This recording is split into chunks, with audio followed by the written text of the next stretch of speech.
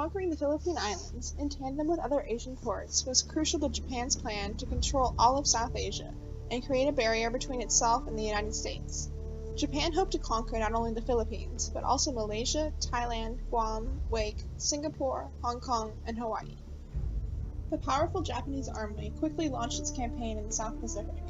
Guam, Wake, Hong Kong, and the British-held Malay Peninsula all fell under the onslaught of Japanese troops. Thailand and Burma soon followed.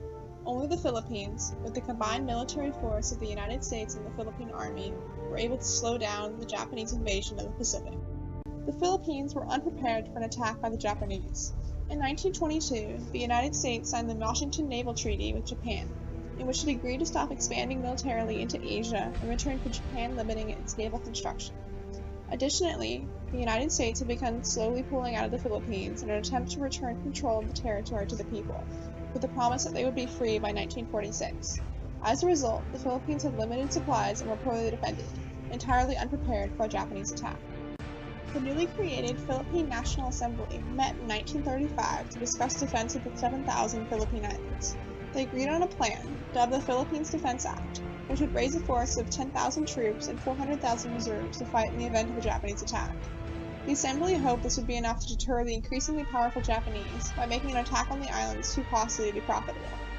The Philippine Army was aided by American General Douglas MacArthur, who was charged with training the inexperienced Filipino troops.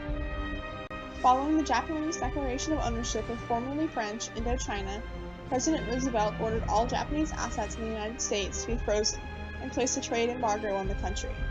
In response, the Japanese army secretly promised to conquer all of South Pacific in the next 4 months, unless the U.S. unfroze its assets. Tensions increased, and both nations readied themselves for war. The United States sent thousands of infantry and Air Force troops to the Philippines. These airmen came to be called the Far East Air Force, the largest American air force outside the continental United States. Though the Philippines now had a strong air force, they lacked critical warning systems and anti-aircraft weaponry, much of which predated World War I. Regardless, General MacArthur prepared for war and stationed troops at 4 critical defense points: Bataan, the North Luzon, the South Luzon, and Manila. Nearly hours after the attack on Pearl Harbor, Japanese bombers descended on the Philippines, catching the Far East Air Force unprepared. In a single day, they lost over half of their planes. With the tactical advantage ensured, the Japanese proceeded with their attack at dawn the following day with an amphibious invasion of Bataan.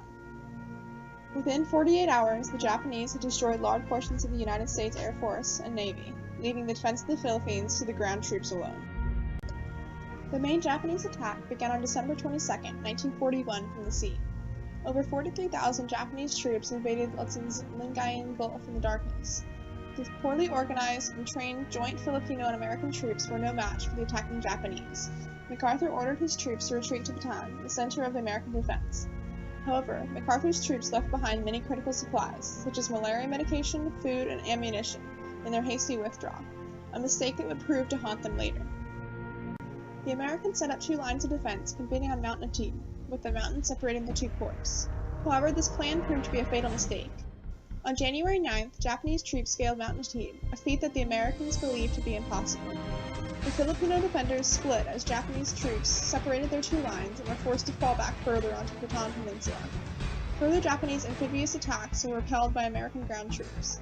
This battle, known as the Battle of the Points, caused heavy casualties on both sides. American morale declined further as troops ran out of food, ammunition, and medicine. On March 12th, General MacArthur, the mastermind behind the American defense, was ordered by the President to retreat to Australia. MacArthur left his men with the order to fight as long as there remains any possibility of resistance.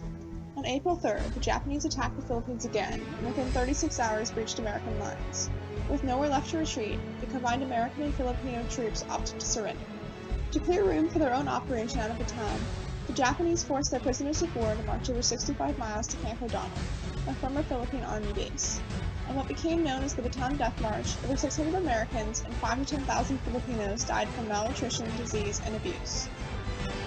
While possessing Bataan, Japanese troops could easily shell the last remaining American forces on Corregidor Island. By May 8th, the American and Filipino troops could no longer hold out against the Japanese, and they were forced to surrender. Many troops fled their posts and became guerrilla fighters, rather than surrender to the enemy. The Japanese were abusive occupiers who enslaved the Filipinos and were not well received in the Philippines. The majority of Filipinos supported the Americans and helped them fight to retake the island. On October 1944, American and Filipino troops launched their plan to evict the Japanese.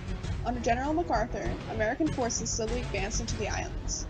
The largest battle, the Battle of Leyte Gulf, was a mostly naval battle, where U.S. ships defeated the Japanese Navy. However, the fiercest fighting of this campaign occurred in Manila, in the Battle of Lutz, where retreating Japanese troops killed over 100,000 civilians and eventually committed mass suicide rather than surrendering to U.S. troops. Finally, on June 30, 1945, General MacArthur declared the Philippines secure. The battle for the Philippine Islands was crucial in taxing the Japanese army, delaying their timetable for conquering the Pacific, and rallying Americans to the war cause, especially after the devastation of Pearl Harbor. It also brought the Japanese threat to the eyes of the Allies and encouraged them to fight to preserve democracy in the Far East.